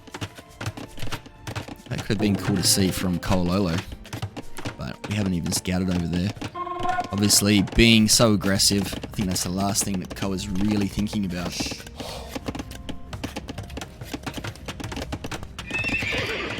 Getting another stable. Sorry. Is it another stable? First stable. It's the first. No, sorry, it's second. Okay. Second stable from Hooplah. And Castle Age being clicked up. You can see that selling all of the wood by the look of it from Koa to click up. And using the market as a weapon. Well done. Able to click up ever so slightly faster than the opponent. Not liking these vills out to the side. But now Koa's got to remember they're going to be up against Hindu camels very shortly. And they also have spear. So I don't think really the play here is going to be into cavalry. Ooh, and it looks like those scouts just going to get eaten alive. That's a lot of food that we just saw. I feel like that stings for Koa. You've just massed up enough. Then the opponent sends the spears forward. Well done by Hooplah. Remaining aggressive and sending spears forward.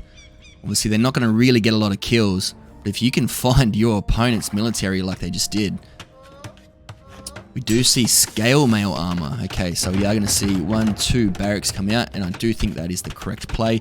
And supplies. So we're going to see more of like a man-at-arms into longswords play from KoaLollo, and I think that is the correct move, because going into cavalry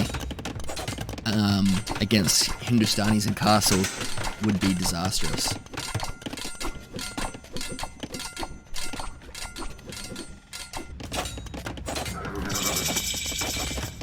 Forging just coming in. Castle age up.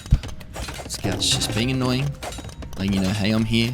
Hooplah now has completely walled in the base, but doesn't have a lot of map control here. I don't know if they're going to really need it.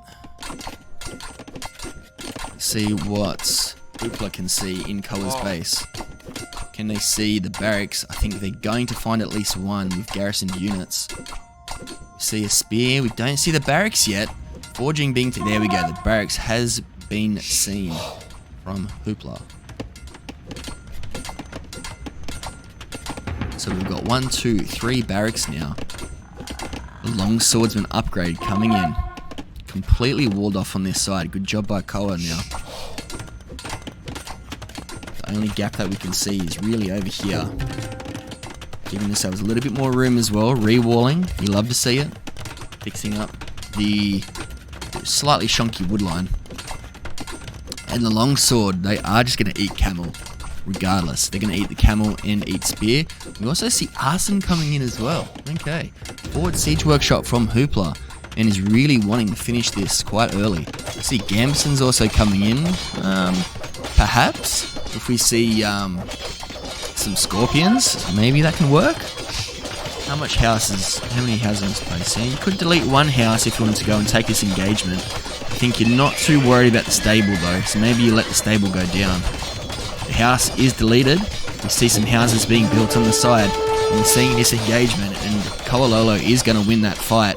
Hooplah now sees the longswords, pulls the troops back, which is obviously the right call. By having the monastery, and I think Hooplah was actually expecting knights to come out, so I think that has obviously just changed Hooplah's tactics completely. Back to the drawing board, and this is the hard part about this map, is now this is still open though, and these longswords are just in the wrong position. So you're going to have to at least pull these villas off farms and off gold. You've got a little bit over here as well. The longswords to get there in time. Rewalls the front. Hooplah on the minimap we can see has a second town center, still keeping a constant production of camels out. I think the camels are just going to be a little bit too fast for the longswords to catch up with to deal with raiding. So raiding's still very viable at this point in time for Hooplah, but it is losing some camels here. And depending on the micro, how well they can manage the camels, Hooplah still could be in the driver's seat here. 48 vills though to KoaLollo, 42 to Hooplah. Looks like those vill picks have helped just a little bit, just enough. Is going to re-wall this? Yes, no. Looks like we will get a vill pick here as well. Oh, 2 vill picks. I don't know if there was something forward. We're still going to see a monastery just a little bit further back, and the siege workshop. Okay, so still the same gameplay, but we're not going to be as forward just because there was so many longswords. And a constant production of longswords. I suppose we could see the monastery to heal up the camels, but I don't think conversions really are going to be that detrimental to longswords. It's just a little bit more of a cheaper unit. Do rate the Scorpion. They do have Gambesons though, and +2 armor. I'm not sure if we saw Squires come in. Squires might need to be researched if they aren't already. Crazy Joe's entered the chat. Welcome, Crazy Joe. Ooh, taking that fight. They do have +2 armor though, so that's why the camels just aren't melting as such, and is only forging on the longswords. And that is definitely going to help with this fight. But still just eating the camels, and now some of the longswords pushing back the siege. Just way too strong. Way too strong. Great fight from KoaLollo, and it does feel like this momentum has shifted. Hooplah was in the driver's seat, it felt like, in the start of Feudal Age, but this longsword switch has definitely just thrown the opponent enough.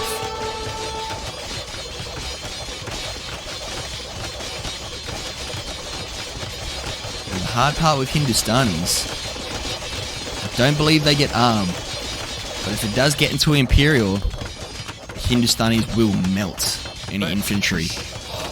Their Imperial, I believe their Imperial unique tech is longer ranged hand cannons. So if Hooplah can hold on and try and get to Imperial, might need murder holes though. And that castle does go up. I don't know if the Scorpion is going to stay. No, it won't. We're going to have to try and repair this. Do we have... We're going to get Ghulam. Ghulam will get eaten though. I think at the moment Hooplah is just trying to make any type of military. And a constant production of longswords from KoaLollo at home. I'm not sure if this castle goes down or not. We are going to get rid of that siege workshop. We don't have a university to research murder holes just yet. We do have enough wood, but that would be used elsewhere. It definitely feels like this has been a good castle age from KoaLollo. Perhaps this was the intention from the start. They knew that, okay, if this goes into castle age, I need to go longswords. So it's a very quick transition, and there we go, we're getting the vills off that were repairing the castle. And with Gambesons and +2 armor, I think they can start eating town centers. And that is going to be the play here from KoaLollo. No, we're going to go straight into the wood line. And I think that's a good call, kind of leave the castle. I'm just going to go start raiding. Do have obviously the town centre over here. Don't think that has been scouted though just yet from KoaLollo. It has not. There were some vills escaping over to the side, and that is the thing with Land Madness. It actually is relatively easy to escape the push and be able to go reboom elsewhere.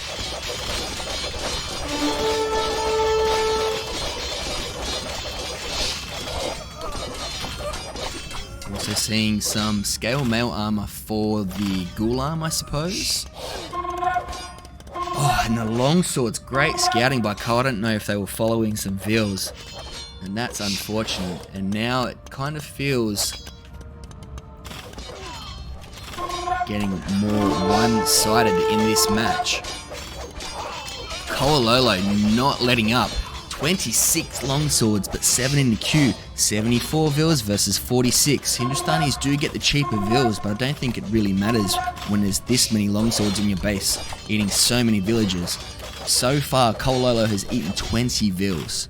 Massive amounts. Not quite an aggressive castle, a little bit more defensive, which I do rate because you're also on top of the hill. Now you're denying the gold, you're denying the stone, and you're still right outside of your opponent's base.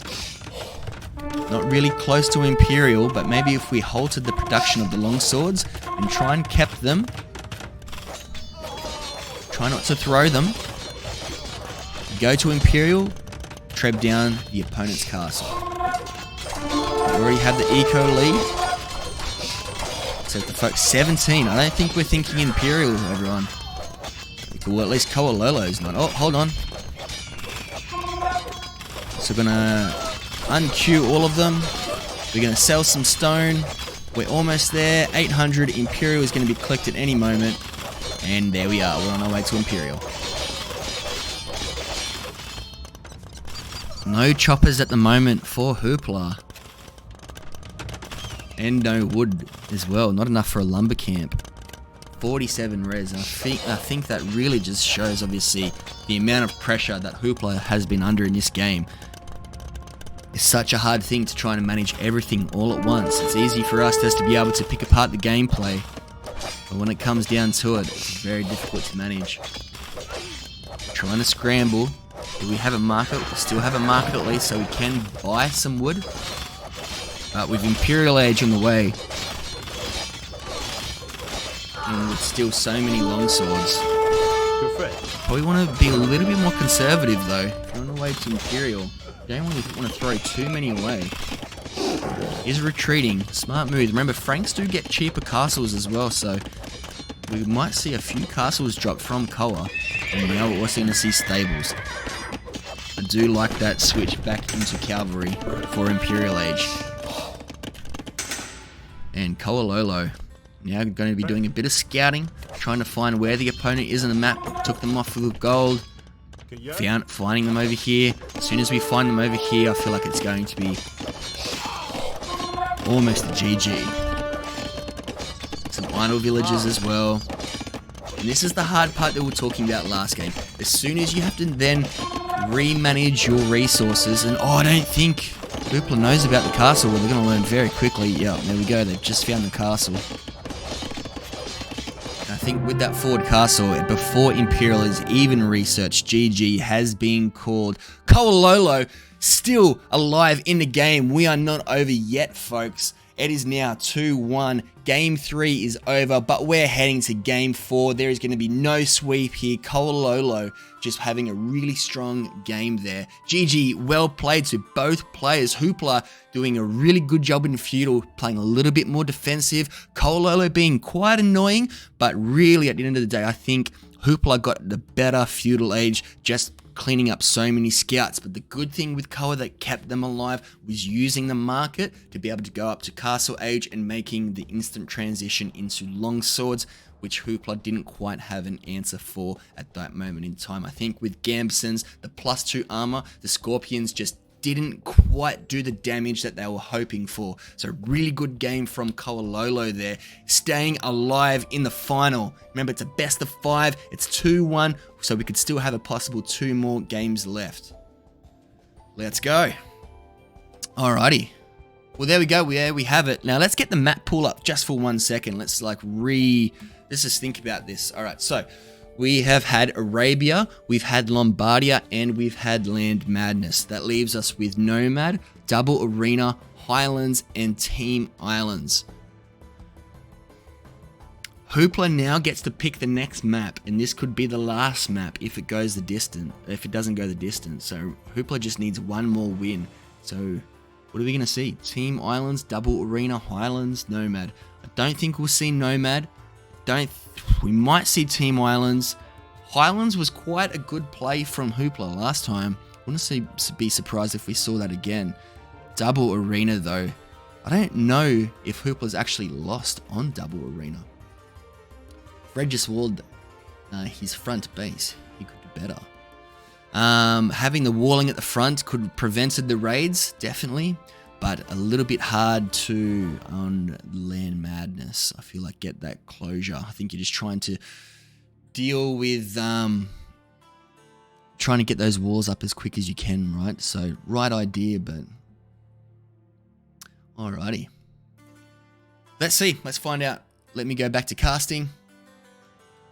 Game 4 is on the way.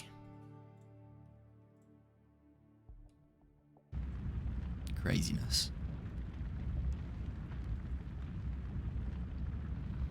And not a big surprise here. We have Double Arena.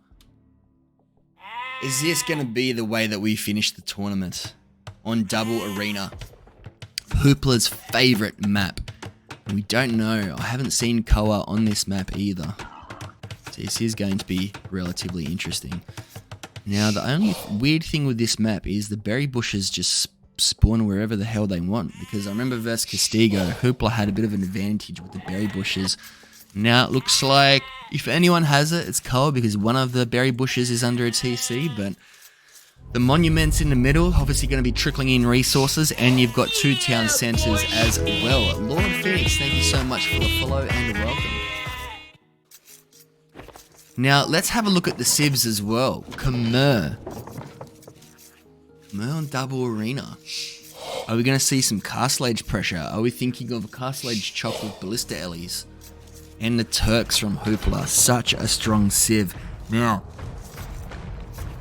let's think about this for a second. Before I start, maybe a little bit of a over deletion there. 4 is fine this time. So there must have been a re. So we had 3 re's for bugged ballers. This time we agreed to just not take it.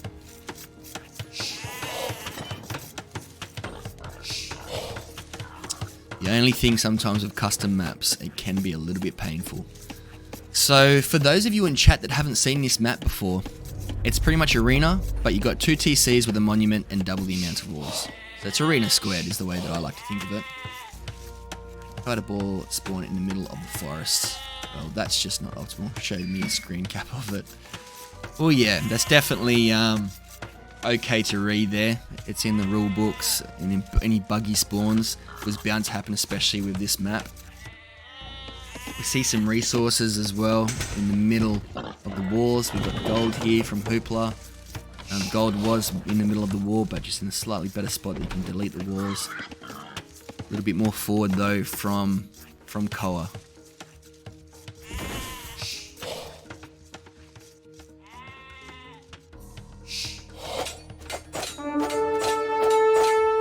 You also get double the amount of scouts. Oh, don't pull back. And it's going to come down to micro. Ooh. And I think if you're able to get that scout, it puts Hooplah in a slightly tough spot. And it's still early days. We have the sheep on the outside as well. Sheep here. So, Turks. Imperial Age, free chemistry, straight into bombard, knocking on the opponent's door. And we had someone in chat mention that Khmer don't get bombard. And on Double Arena, I feel like that's quite important to pick a civ that has bombard. Definitely going to help you. Especially with the Turks just getting that free chemistry upgrade. It's going to be so quick, so fast. The biggest thing in this game, I think, is going to be idle TC time as well. You've got double the amount of TCs, so making sure that it's continually producing villages is what's going to be important. And there we have an example of boar being spawned on the outside. So it was a bit buggy, according to the players. But this is the fun of double arena. As long as both players are happy with it, as they can call rees if it's something that they're just not happy with at all. And Koa is going to be taking some sheep as well.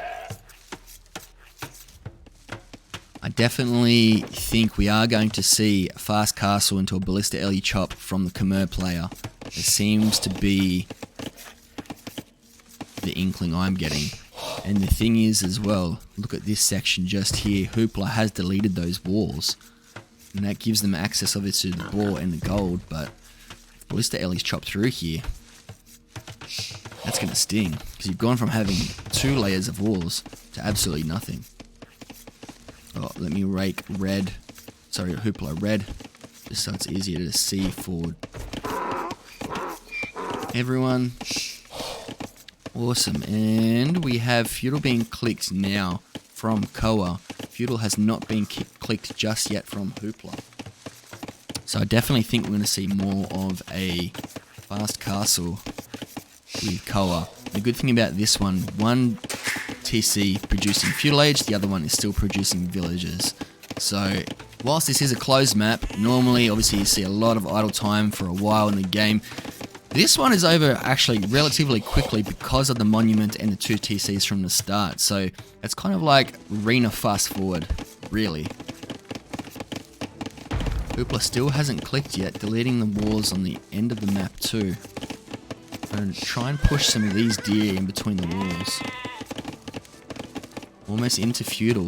Hooplah still not clicking feudal, but the only thing is with this, you don't have anyone on stone. But obviously with the monuments, you might not need anyone on stone. Koa now has milled over here, taking the rest of the deer, taking the berries over there as well. Instant castle age click up. Remember, with Khmer, you don't need buildings, so this can be a super fast castle. I think this is what we're going to see, just a super fast castle with Khmer because they don't need buildings into a castle drop. Now the only thing is we just need to make sure, hopefully Koa's practiced this and knows that by the time they get to castle age that they have enough stone. And look at all the houses being built. Big chunks. It feels like a low Elo Legends. And you see them just make a city. I don't know, I just always put it on the side, on the walls here. I suppose that just makes a bit more space, right? You've got a bit more space to be able to work with at the front.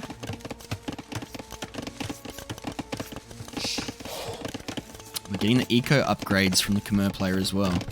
KoaLollo on 45 vils, so Hooplah's 50.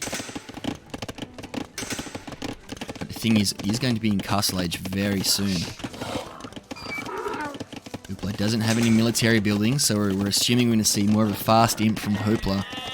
Trying to get into Bombard and Jannies. Remember, Jannies have been nerfed recently though, so they're not... This build isn't going to be as strong as what it once was. We see a market now being built from Koa, and Hooplah just clicking into Feudal Age, starting to build the buildings, and before those buildings are even built, Koa is already in Castle Age. And that's got to make Hooplah sweat just a little bit. We don't have enough stone, but are we going to buy it? I think that's why the market is being built. So maybe that was the plan. We're selling some wood for some more gold. Imperial Age! And we do have West calling it in chat. Res for fast in. Ready for castle with the Turks, insta hand cannon and bombard.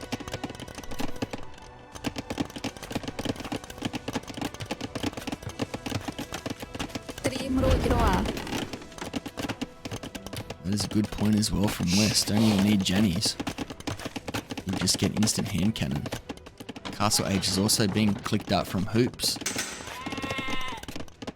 And this is all going to come down really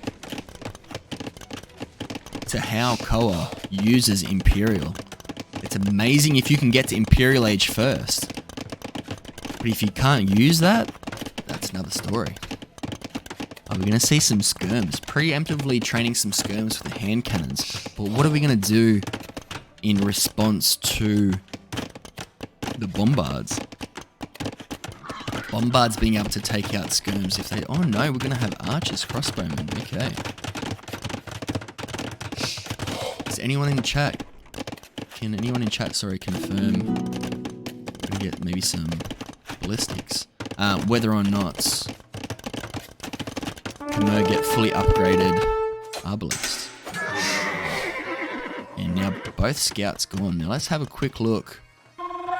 Neither player really being able to see anything here.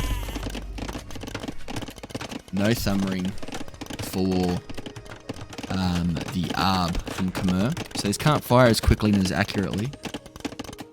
But otherwise, they do get fully upgraded Arb. Blacksmith upgrades and the Arbalest upgrade. Do they get chemistry? We're going to see a castle in the middle as well. And we're seeing stables come down from Hooplah. Maybe for some light cav. I wonder what we're expecting here. We're in Imperial Age in 16 in-game minutes. Absolutely wild. Maybe the castle could have gone down just a little bit quicker. Maybe even some more vills to be able to help build it. We don't have a huge army just yet, so the thing is, we are in Imperial Age, don't get me wrong. But I feel like the Turks play just has that smoother transition into Imperial Age.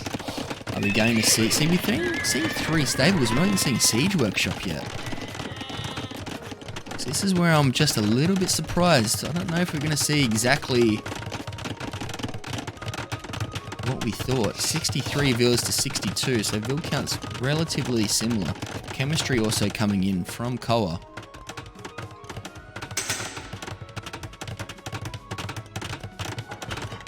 You're going to see some trebs, okay? So the trebs are coming out. The hard part with the trebs, against your opponent's bombards, they will also get picked, so...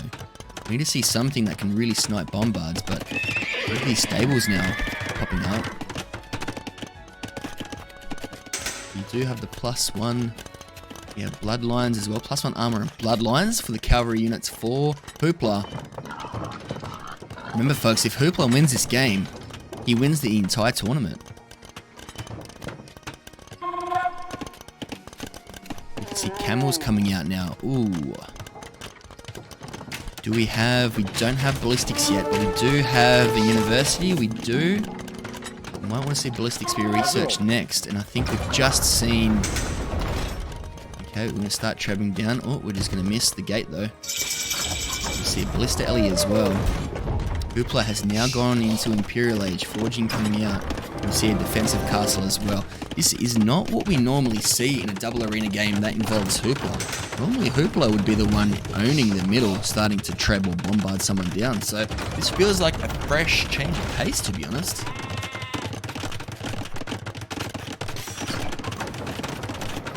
You see masonry coming in.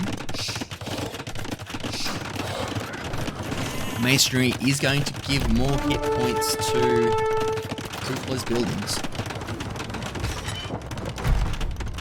Fletching coming in. They're not really that well upgraded though. Can also now coming in from Koa.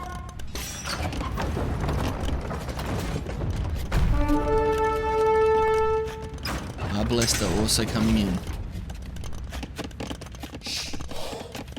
We do see one Ellie. I wonder if we're still going to see a chop.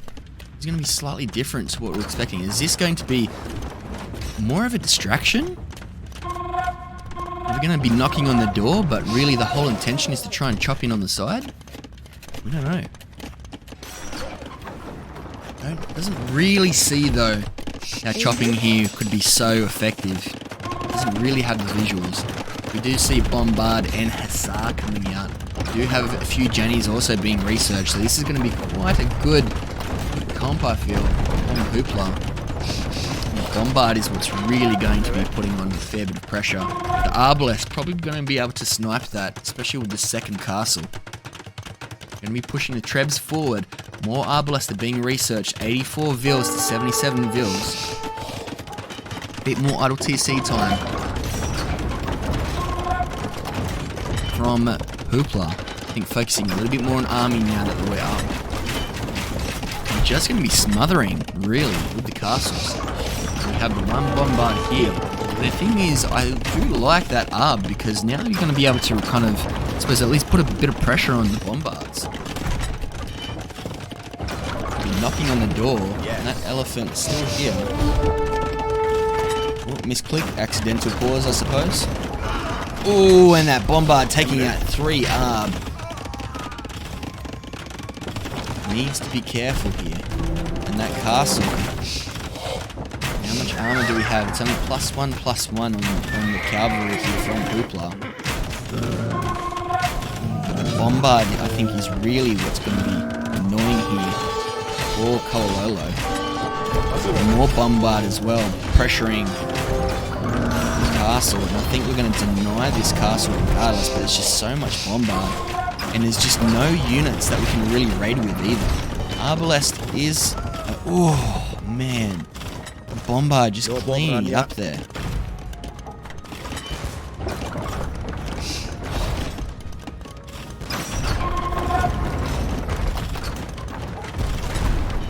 I mean, the Trebs putting a bit of pressure on the University to break through, but that castle, unfortunately, does go down. Hold on, the Ballista Ellie's cut through. The Ballista Ellie's cut through. Are they going to notice? Is Hooplah going to notice the Ballista Ellie in the base? It looks like they do. They know quite quickly, actually. The Hussar... no, the Hussar's not pushing back. The Treb actually, unfortunately, going a little bit forward. This Arb, though. And there's no other units really being produced. Is there any military buildings? We do see now some stables at least. And I think that could have been added just a little bit sooner because now Hooplah's going to be pushing back. And it's going to be that bit harder now to continue this momentum. Hold on a minute. This Ellie is still here. We do see a garrison. We do have a Vil lead still from KoaLollo. I don't know. I feel like adding these stables just a little bit sooner for Koa would have been a little bit better. And now Hooplah is on the march forward. Does get a bombard snipe with the castle though. These trebuchets put the pressure on. The Jannies as well are here. And I think this will be a really good addition to try and get some more units out for the stables. Might need a bit more farms though. 44 on wood, only 18 on food, 16 on stone. I'm going to see some defensive castles from KoaLollo.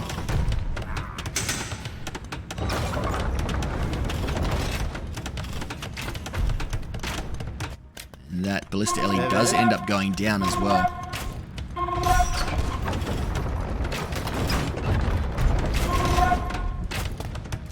It's a bit backwards and forwards so far in this game. I think we need to see the Cav just a little bit earlier. The hard part is we just don't have really the economy set up for it. Looks like we're long distancing some wood as well from Koa. Has been very forward in this game. Well, it looks like we are finally pushing them back, but that castle, that hurt. I think if we can try and get another castle even here, just so we don't lose map control completely. And I think the Hussar upgrade with +3 armor is going to be very important for Koa here. However, we need those Arb protecting. Try and put a bit of pressure on for the camels. The Treb's now retreating as well. Quick look at the KD. It's very similar for both players. No one really running away with it. Feels very back and forwards at this time. I don't feel like either player is really in driver's seat in this one. I think both players are just really responding to what they see at the moment and trying to come up with ways to try and counter each other. Still have 3 bombard, 2 Trebs for Hooplah, but Koa has had the eco lead for that little bit. Like we've seen, they are long distancing a lot of res. It looks like that addition of Camel is really what is helping Hooplah continue to push forward. Koa is going to need to try and snipe the artillery here. try and push forward. Looks like there's a few spears being created as well, but we don't see a pike upgrade either. And they're going to start to eat through these stables. 97 to 91 Vils. Idle TC time starting to go up from both players. Obviously now we've reached the point of, dare I say it, more of a post-Imperial game. This is probably the longest double arena that we've seen. Most of the time this will end rather quickly.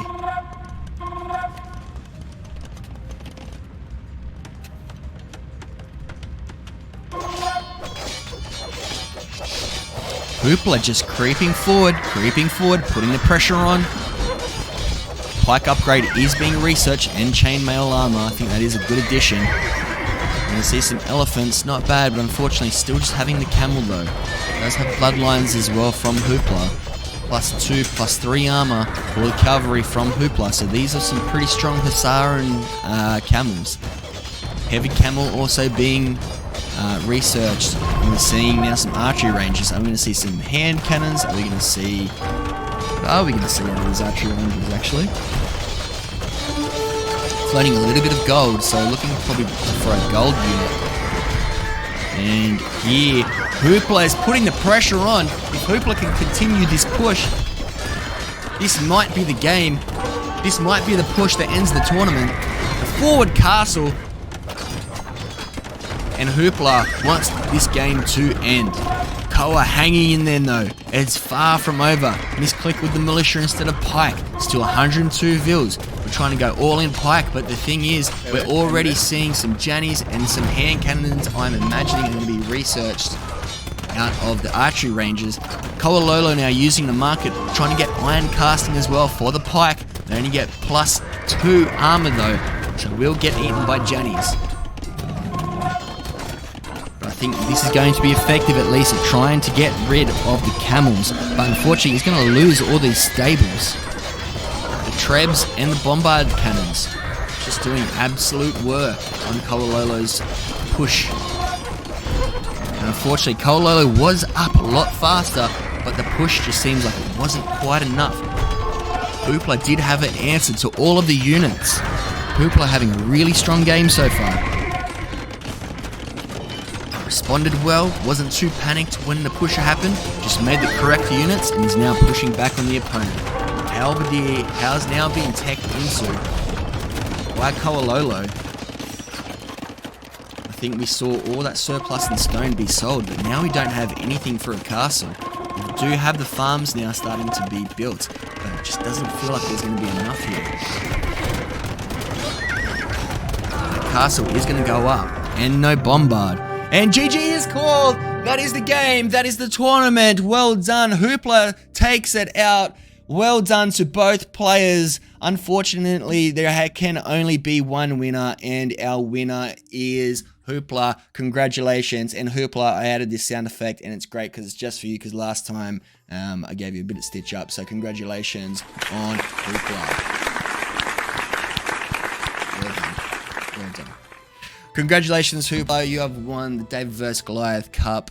Very well played. KoaLollo, well done to you as well for making it so far and for taking out pretty much all of the Goliaths in the tourney as well. You had an amazing run. You went up against a really tough opponent, and Hooplah has taken out two of the 3 tournaments that I've hosted now, and a lot of them have, well, the 2 previously that I've hosted, including this one, has depended a little bit more on strategy. So really well done to Hooplah. I think really showing that they know the game extremely well. Not really being a one-trick wonder, which tends to kind of be found out in terms of tournaments most of the time. If you only have one go-to trick, the next kind of couple of games you get found out. So well done on Hooplah's gameplay. Hooplah's experience in the game, definitely pulling through there, and they have taken out the game. But definitely, like Crazy Joe's just pointed out, KoaLollo is absolutely a player to watch in this tournament. The whole time, I don't think we expected KoaLollo to even really be here. Hooplah was definitely on the radar, obviously taking out the last tournaments. Thank you, MC West, for the gifted sub. Greatly appreciated. Don't know why the alert isn't coming up.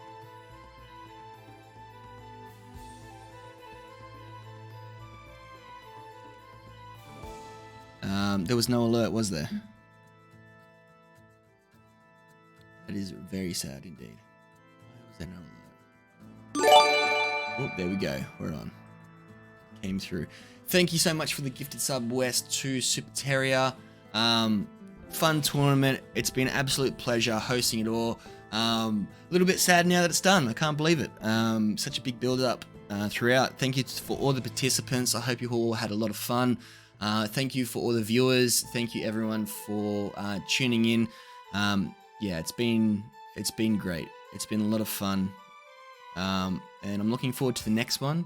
Although I think I'm going to take a bit of a break when it comes to hosting tourneys over the next semester as well. I've got some pretty tough units that I'm taking, so I think I really need to focus back on uni. I'll try and do maybe a few Sunday streams though, but I still have 2 more weeks of break left, so I'll still be streaming a few Age of Empires. So yeah, definitely still keep an eye on the streams. If you're in chat and you don't follow already, feel free to hit the follow button. If you enjoyed the tournament, consider subscribing as well. I haven't actually withdrawn any money that I've received from all your amazing support so far. I've kept it in my Twitch channel because I want to help still grow the channel, get enough funding to be able to kind of help elevate it, host more wicked tournaments, and hopefully the next tournament will be playing for some serious moolah as well.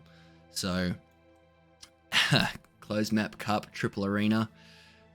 Alrighty, I'm going to end the recording there for YouTube. Thank you everyone for watching online. I hope you enjoyed it, and stay tuned for the next video.